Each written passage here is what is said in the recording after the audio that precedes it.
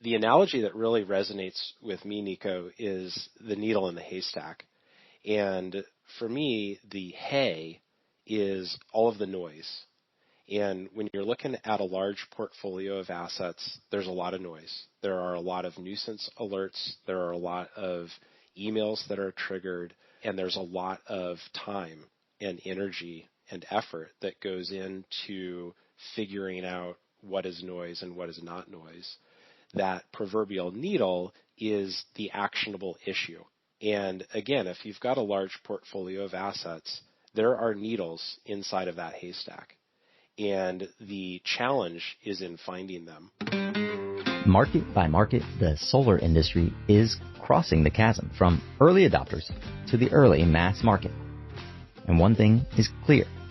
What got us here won't get us there. The days of installation crews doing their own service work are nearly non-existent. And today, customers expect more. The truth is, traditional operations and maintenance is, well, reactive. The future of solar is proactive.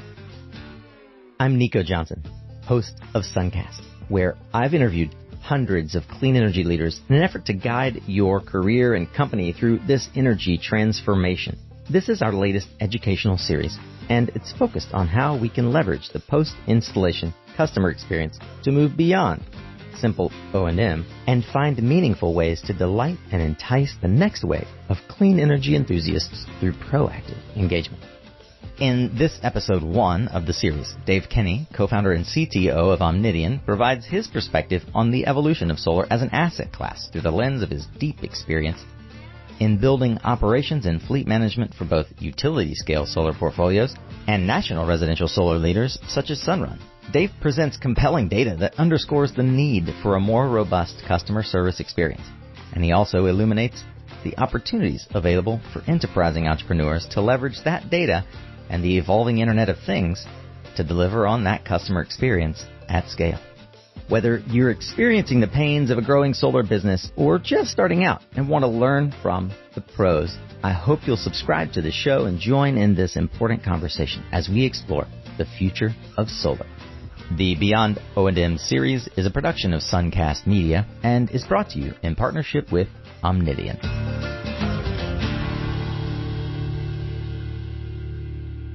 How important was the work that you did at Nexent and Navigant ahead of the Photo Audio years, like ahead of really getting into solar? In what ways was it formational? As I think about a career, how a career unfolds and career goals and where you want to go and whatnot, it strikes me that for me, at any given point in time, it has been very challenging to look forward and say, this is what I want to do, this is where I'm going.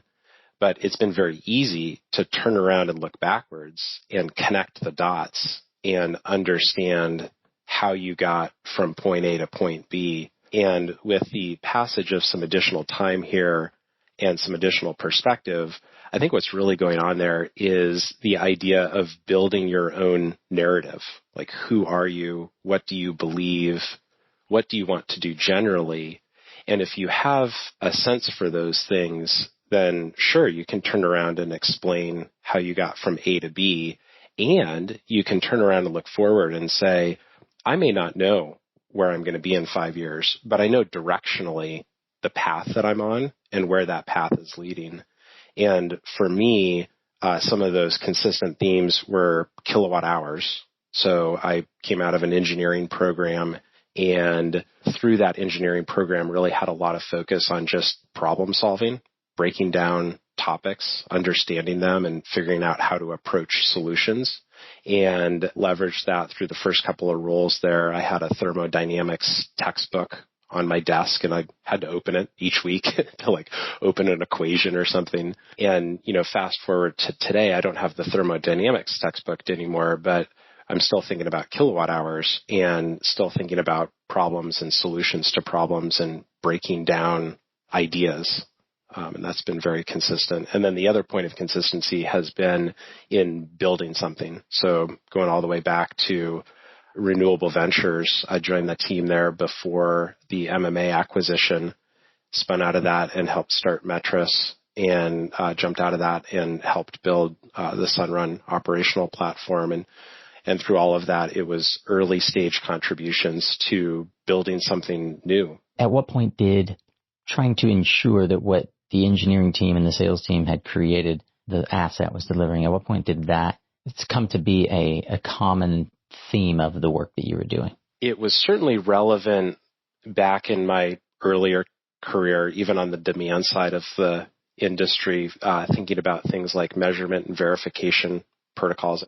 There was always a consistent theme of understanding and validating the performance of energy systems. I think tying that back to our discussion here today on Omnidian, there is a connection back to the founding story in that early on at Sunrun, we were attempting to build out a strategy and approach to managing a portfolio of distributed residential energy assets, solar assets. And if you just think about kind of first order engineering principles that are at play there, there's an energy input, photons from sun, and an energy output, kilowatt hours delivered to grid and to home. And there's a bunch of efficiencies and translations in between there. But if you really step back and think about it, it's photons to kilowatt hours.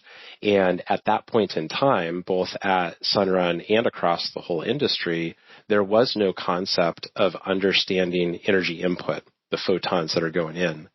And Mark Liffman at CPR, Clean Power Research, had a product that allowed a distributed energy owner to understand that input side of the equation and was selling that as a service. And that's how I first crossed paths with Mark. And Mark was surprised to hear that we weren't in a position to buy that service. We had other priorities that we needed to tackle before we were in a place where we were even sophisticated enough to accept that as an entry data point. And that really created the initial observation that there was really an opportunity to do something different and better in the market. You know, I think that a lot of folks might find it surprising, the notion that the largest companies in the industry are at a time, you know, we're talking early teens, sort of right around the time for folks to put you in place of the ARRA, the real beginning of the boom years for solar, the real beginning of structural growth of Sunrun and many of its competitors, that there weren't these sort of core components on the team of asset management. Why do you suppose this concept of asset management, even the concept of how to effectively measure yield, and especially for residential customers versus utility, like what you're working on with Renewable Ventures, was an afterthought at that point in the industry, and in many ways remains so? I mean, not to be too cheeky or pessimistic, these entities in the industry have learned to solve problems sequentially as they present themselves. And if you just think about the life cycle of an individual asset even, you've got to generate some awareness, some interest in the product. You've got to figure out what the product is. You've got to sell the product. You've got to onboard, build the system. You've got to finance the system. And then you've got to operate it somehow. And those things run sequentially. For an individual asset, they have run sequentially across the industry as well. The industry got good at selling. The industry at that point in time was not really good at installing. You'd have installers up on the roof with a drill, drilling pilot holes to find rafters and leaving unsealed pilot holes behind. There was a point in time when that was considered standard practice. And it took a few years, but the industry got that figured out, and the industry got good at structuring finance solutions around all of this to drive down the cost of capital. The industry got good at figuring out what to do with service agreement transfers. The reality is people don't stay in their homes for 20 years.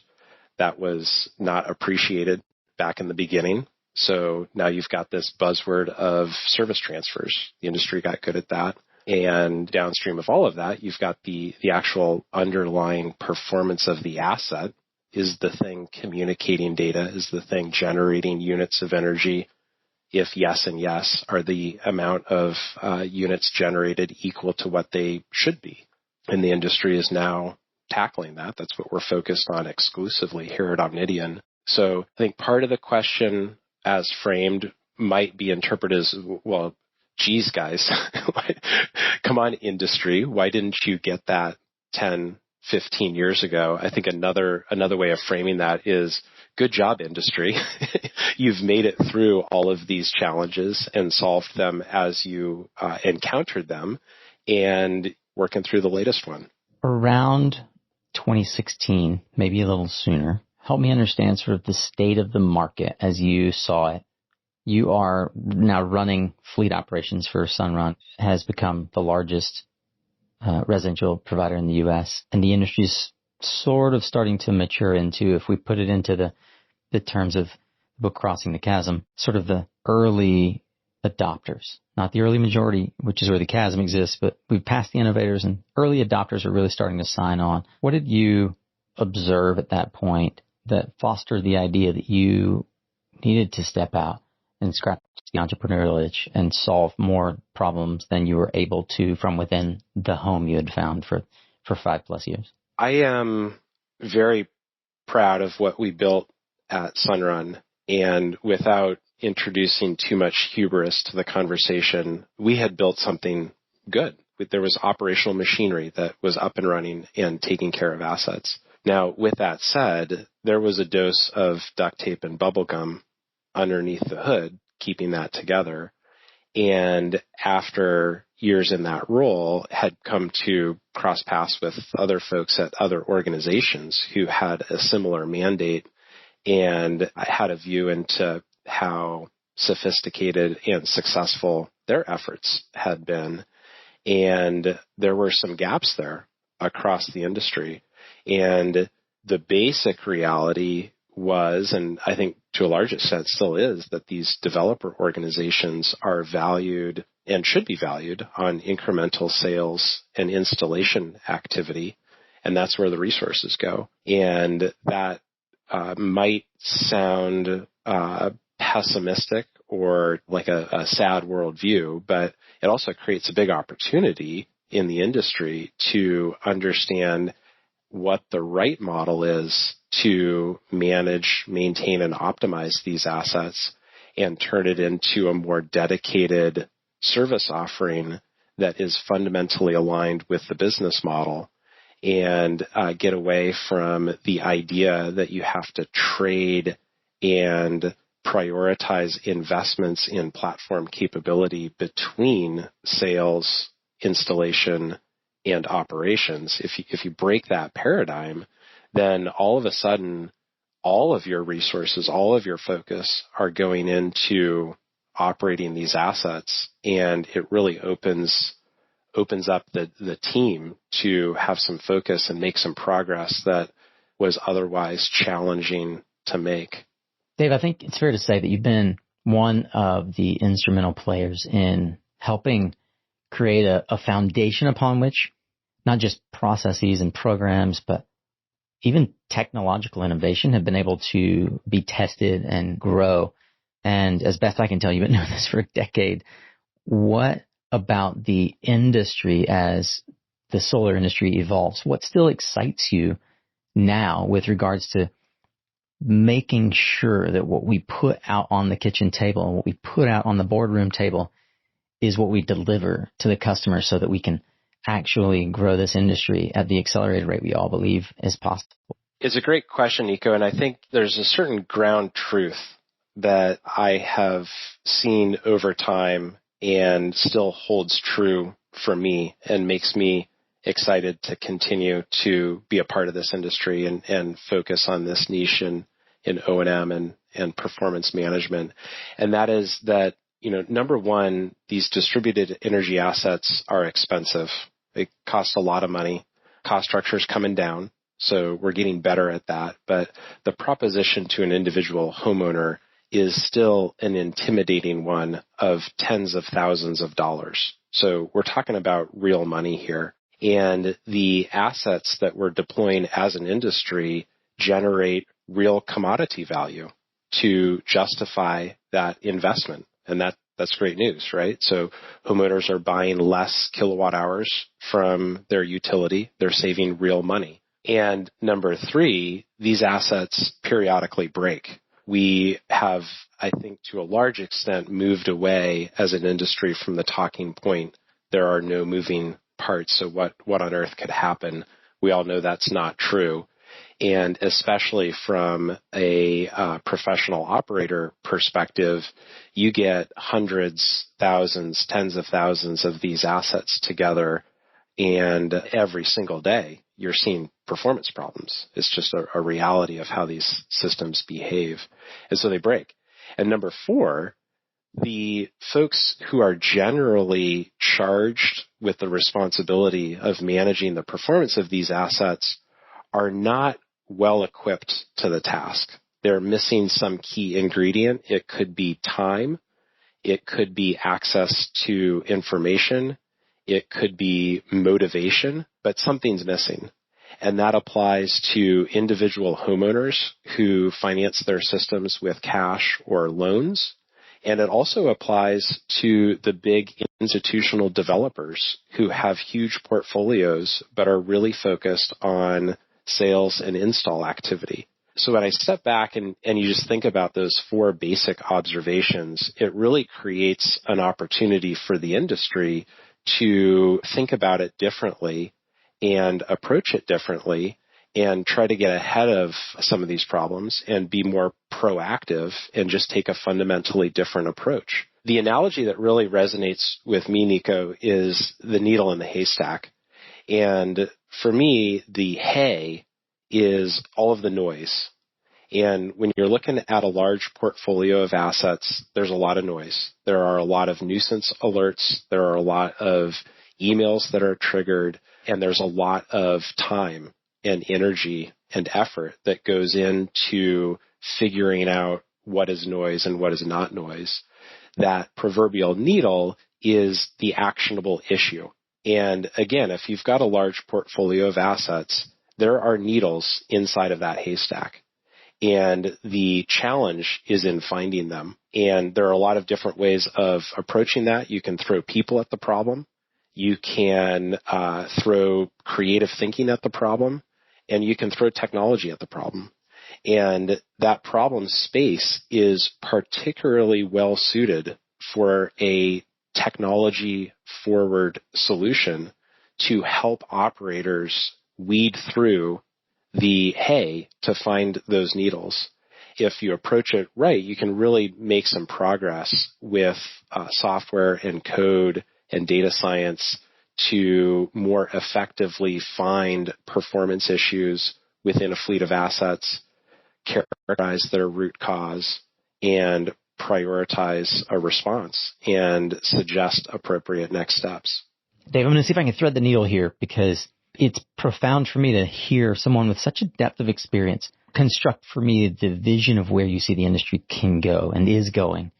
And in many ways, because of the kind of technology-enabled approaches that you see possible now, I can only assume that back in 2010, the things that you're doing now simply weren't possible. I'm going to come back to that with you in a second, but I want to make sure, for the sake of internalizing what you said, there are generally 4 tenets to how you think about the asset in terms of distributed generation. It's expensive, and that certainly is qualifiable. It generates a commodity. In so doing, it periodically breaks. And up to now, we've left the repair of any breakage therein to people who may or may not have the right tools at hand, and certainly are doing so in a relatively reactive way. When something breaks, we will go fix it sort of fashion. Is that accurate up to now? It's accurate. At the risk of being too nitpicky, for me, it's broader than the repair. We haven't left people to be responsible for the repair. We've left them to be responsible for the management of the performance of the asset. Repairing it when it's broken is a key part of that. But upstream of that, there's the awareness contextually that there's even a problem in the first place. And you hear horror stories around even folks who are in the industry who have systems on their roof, and systems go off and they're off for months before they know it. And you only know it after you get a really big utility bill and you scratch your head and you say, I'm not supposed to have a big utility bill. I have solar. And you walk out into the garage and you see that the thing's off. That actually really helps me a lot in terms of framing the conversation that I wanted to get to with you from a perspective of where technology brings us, because to your point, well done industry for getting this many assets deployed in as quick a time as we have. And the pace of acceleration is only getting faster. But the reality is actually the promise we're making to legislators, to homeowners, to generations coming after us is that these assets are going to offset kilowatt hours otherwise generated by fossil fuels. And to your point, if a system's off for a month or a day, not only is it breaking a financial model, but it's breaking a promise we made to future generations that we won't be using fossil fuels to generate electricity. So how has, in the ways to approach issues, people, creative thinking, and technology, what are ways that you have seen smart people thinking creatively begin to leverage technology? And I have to assume you mean like being able to filter 2-3 decades worth of understanding about how solar works and what things are prone to go wrong, and integrating it into the ML and the AI technology that is now available that wasn't available, frankly, when you and I got in the solar industry. Could you unpack that a bit for me in terms of how that gets packaged now into software that can help us kind of see the future? Sure. You got a few different parts there, and I'll try to remember to touch on both of them here.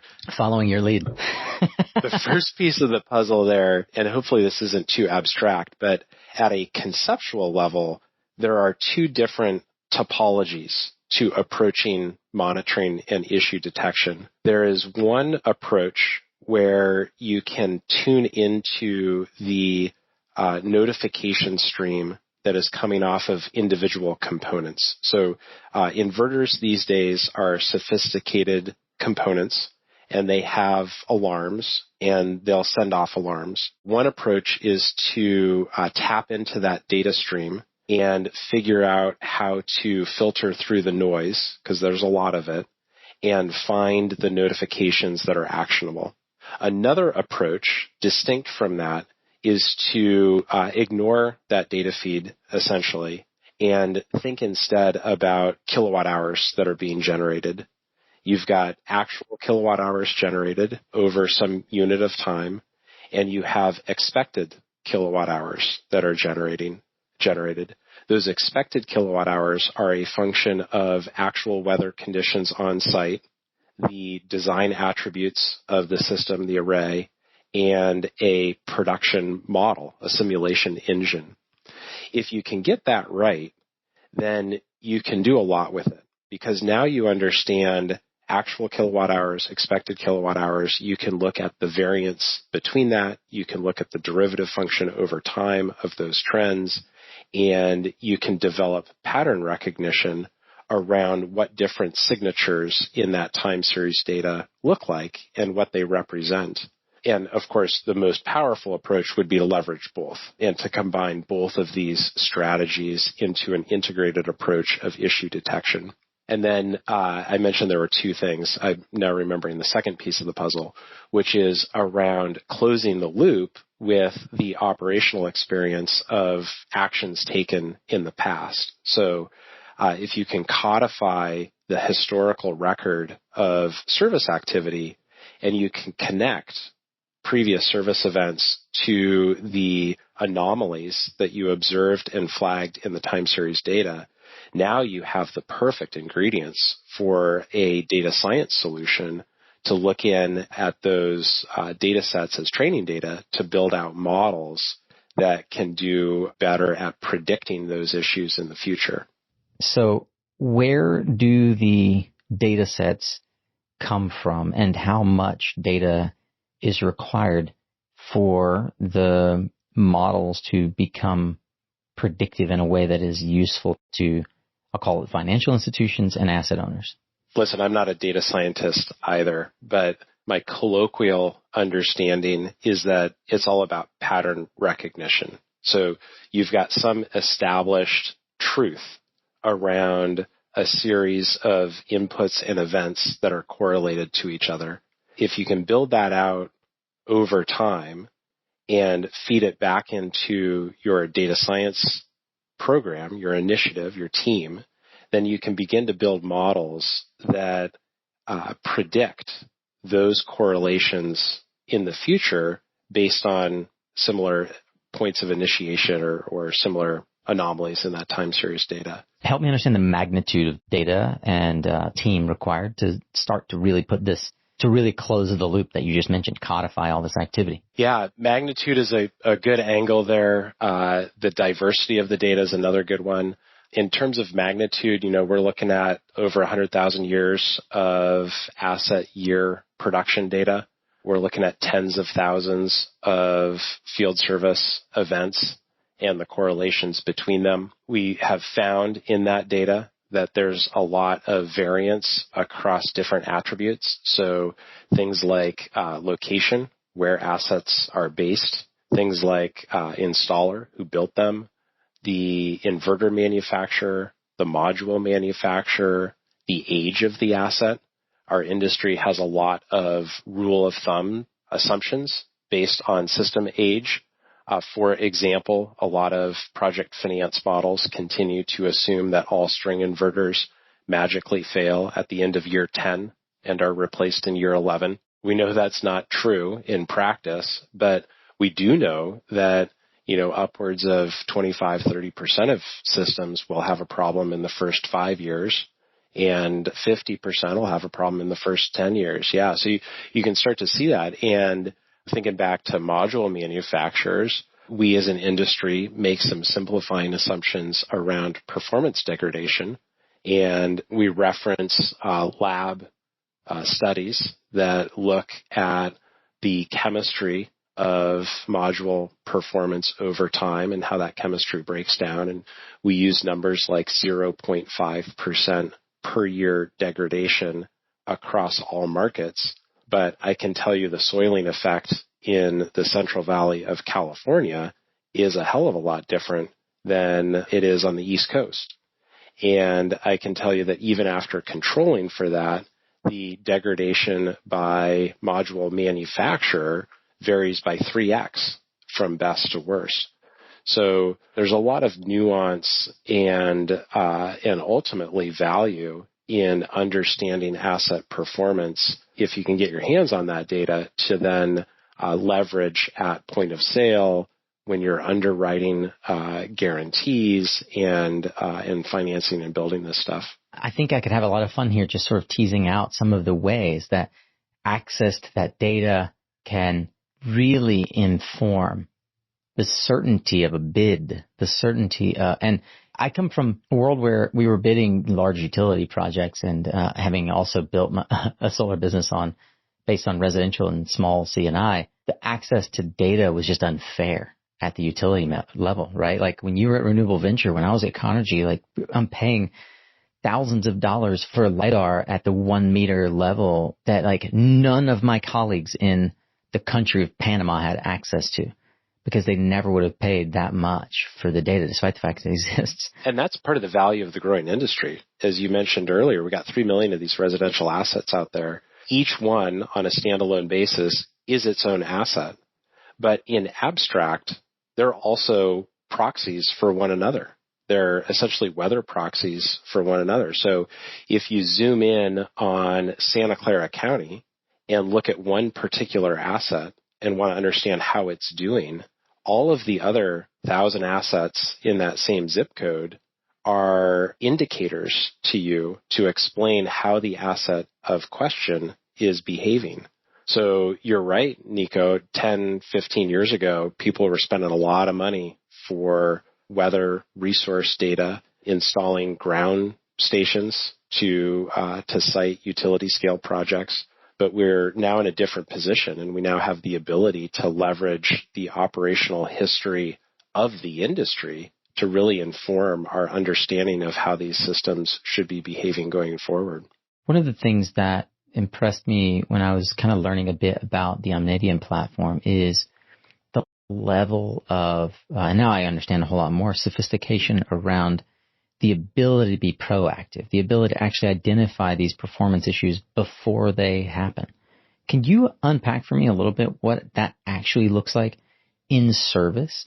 Well, I'm gonna go off script here and course correct on the question. So if you're in a factory, if you're making carpets in a factory, you're looking at runtime on machines and you're doing some math to predict when a machine will break before it breaks, and you're servicing it that weekend ahead of a breakage. That's the idea of predictive, right? We're not doing that in solar. This is proactive in the sense that we are paying attention and we are actively reacting to, but in all cases, we're reacting to a failure that has occurred and finding it quickly and initiating a response quickly. I think there's a couple of things I want to just clarify, make sure I'm clear on, and maybe even get some insight from you on. But it does sound like with over 100,000 years of data, the ability to correlate symptoms, kind of like a doctor can say, I think we may have found something here, even though it would have eventually manifested itself in something more dire, so to speak. It's kind of like that having a stethoscope on the system, and it gives you insight into, and it allows what might be termed proactive action on the part of the person or entity monitoring the system.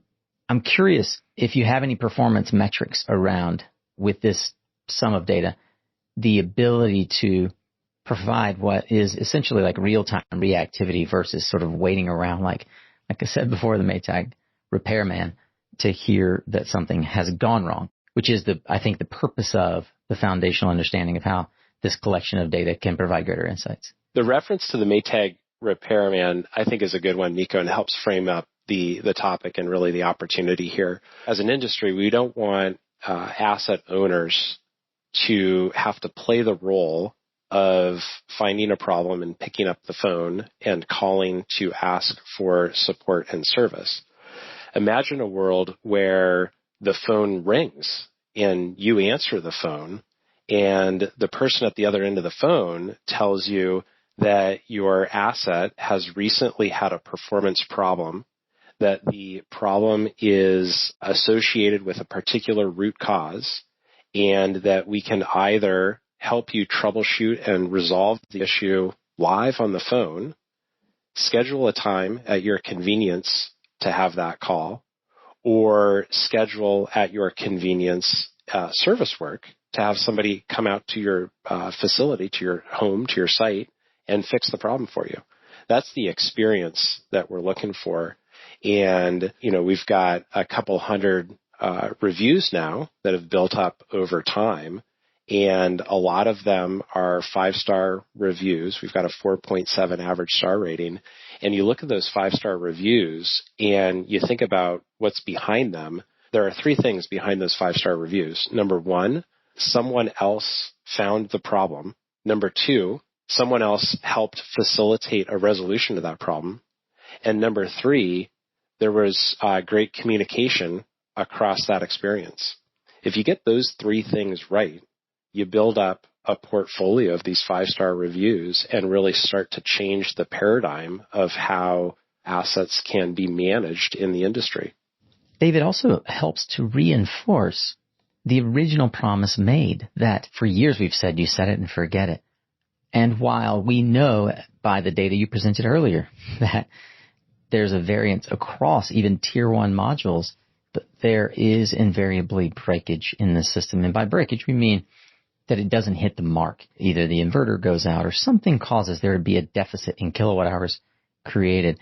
And at the end of the day, right, the ultimate reason that anybody goes solar, beyond just a sense of personal security or resilience or sort of getting off of some sort of central generation technology, it is to save money. It is to be able to be in control of that asset, to be able to know and have more certainty about that, to make it a CapEx instead of a variable expense, right? And I think one of the things that I'd like to explore with you is when we think about installers, service people, promise makers, project developers being the ones who up to now have had to deploy their own resources to go and respond to these projects.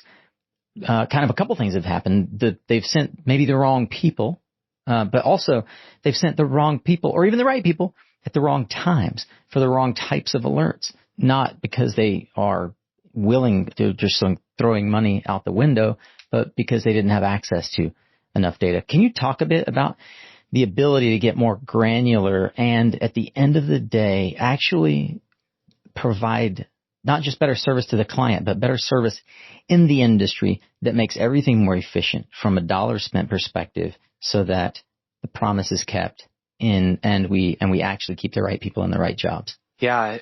The anecdotes are deep, right? You've got examples across the board from residential to small commercial and even large commercial. We've recently worked through a variety of commercial assets with problems with SEL relays. SEL is a manufacturer of a particular component. It's a smart component. They're configured with intelligence to react and behave in certain ways, and occasionally are programmed incorrectly. So if you have some awareness around the fact that they're tripping off and how they were incorrectly originally programmed and how they could be programmed, there's a path forward there to avoid that issue in the future. On the residential side, there are a lot of issues that certainly require field service intervention. You've got to have a tech on site with the appropriate parts. And there we're thinking about things like how many truck rolls does it take to resolve a problem? If you can get somebody out on site with the right parts the first time, then that's a better experience for the asset owner because now you're getting the problem solved the first time. Also, a lot of issues that don't require that on-site intervention where you can interact with the site host or the homeowner and help troubleshoot and resolve remotely and help get systems back up and running. So if you can do that quickly, you're, again, delivering a better client experience, and you're also helping pull down the overall cost structure across the industry of O&M by avoiding that truck roll.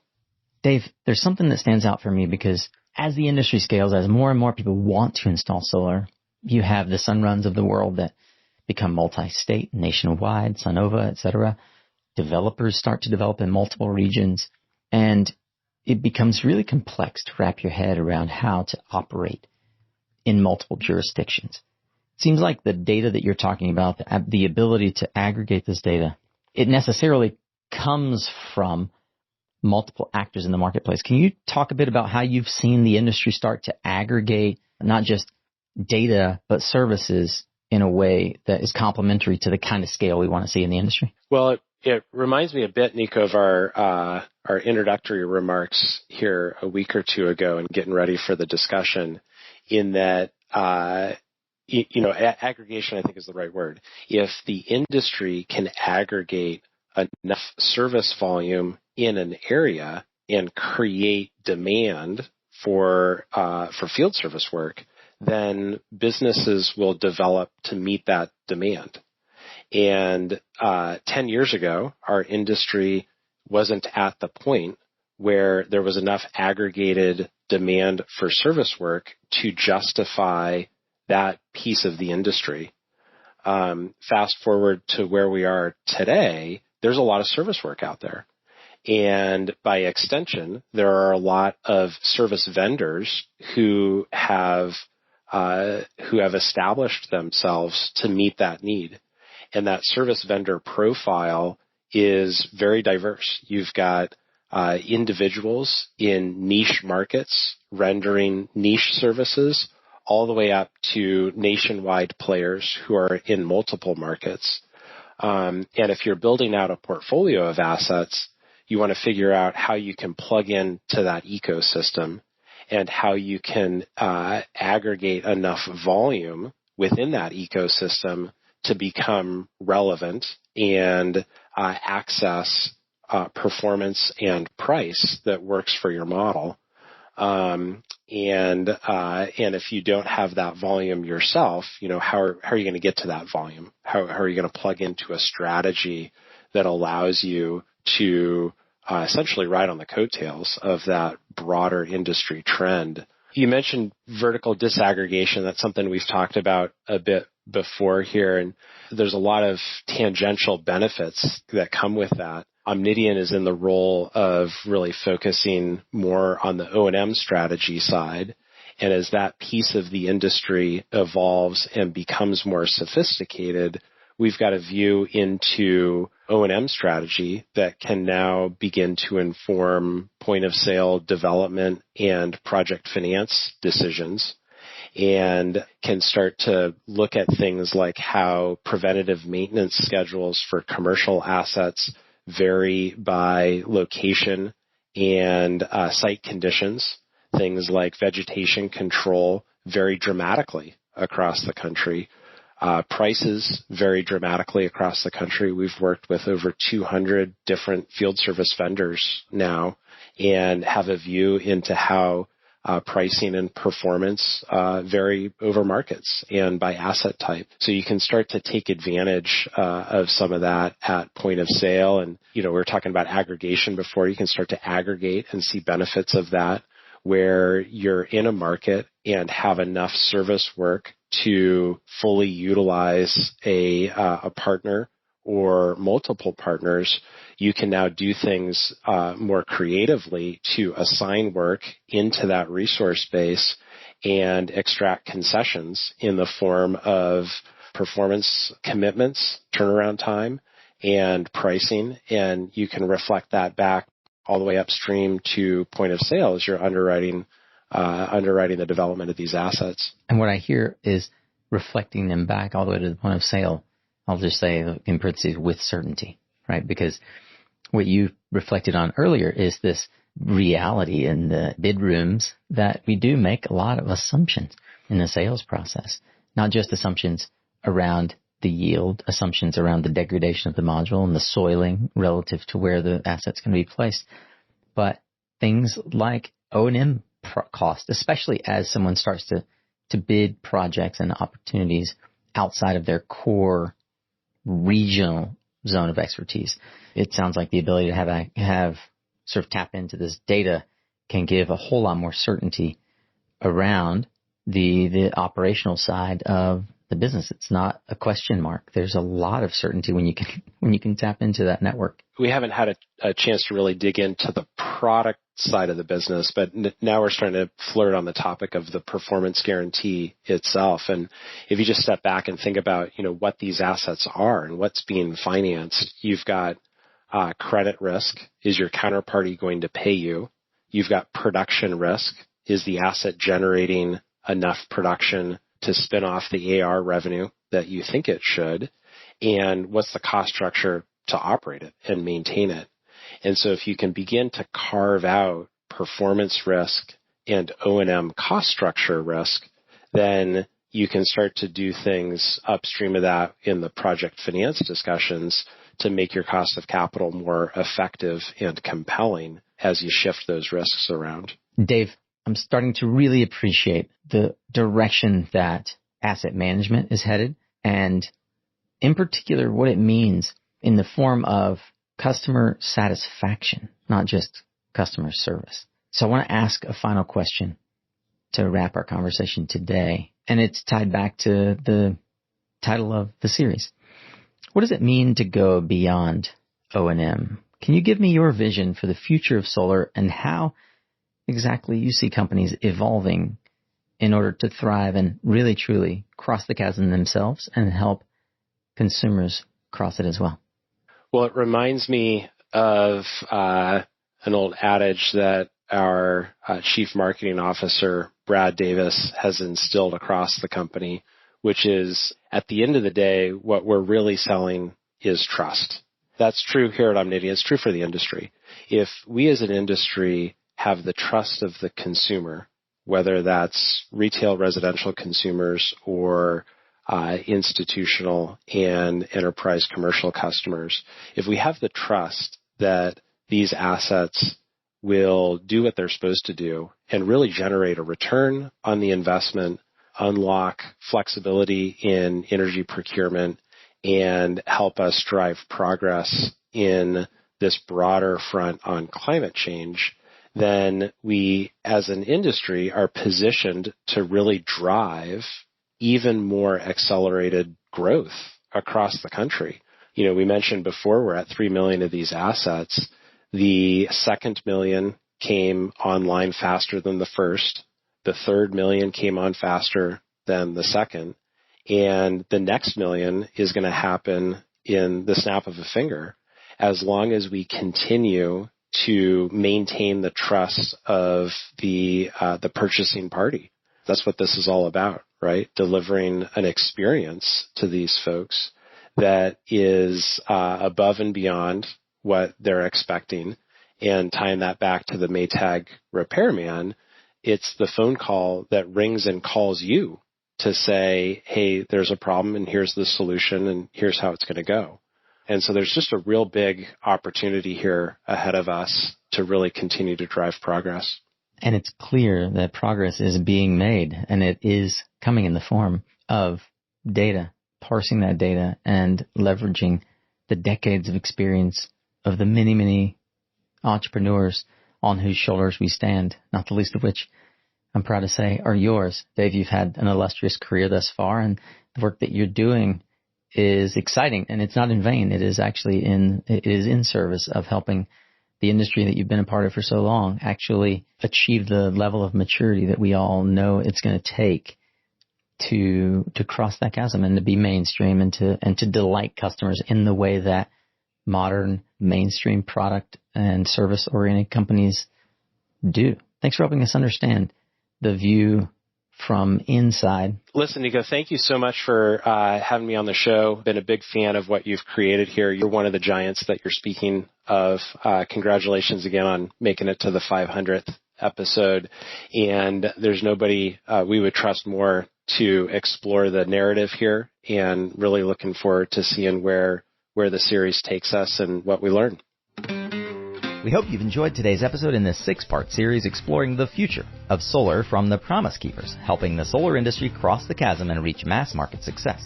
Many thanks to the expert contributors sharing their insights in this series, and to our partner Omnidian, who helped make it possible. Here's a quick peek at what's coming in the next episode. In an effort to better serve our customers and get out of the flipping assets business, in 2019, we spun out of General Electric and created Distributed Solar Development, where our core competency and core business is taking care of assets stem to stern. Originate, design, construct, commission, and then turning over to asset management, where we own and operate the asset for the lifetime of its useful life. I hope you'll subscribe to the show wherever you get your podcasts, and check us out on the web at mysuncast.com/future of solar, where you can learn more about each guest and dig into the references highlighted in today's conversation. If you're completely unfamiliar with Suncast, well, I'm honored that you've listened all the way through this episode.